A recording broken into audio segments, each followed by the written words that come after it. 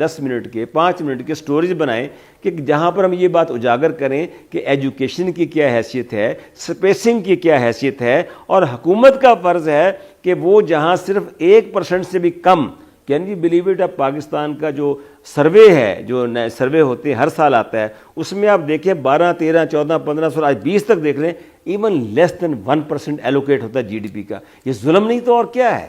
Come is come at least یار، جو ملک ترقی کرتے ہیں، جو ان ملکوں نے کامیابی حاصل کی ہے. اور اہم بات میں آپ کو عرض کر دوں، ایران نے کیا کیا ہے، جس بچے یا بچی کی شادی ہوتی ہے وہ کاؤنسلنگ کرواتی ہے ان کی، یعنی شادی سے پہلے کاؤنسلنگ. آپ پاکستان میں ایک بچے بچی کی شادی ہو رہی ہے تو کہیں گے جاؤ ڈاکٹر صاحب کے پاس جاؤ، این جی او کے پاس جاؤ، یہ ان کو بتائیں گے کہ یہ آپ شادی کرنے جا رہے ہیں، اتنا وقفہ رکھنا ہے، اتنی چیزیں کرنی ہیں. ہمارے یہاں شادی کر دی جاتی ہے، ان کو علم نہیں ہوتا.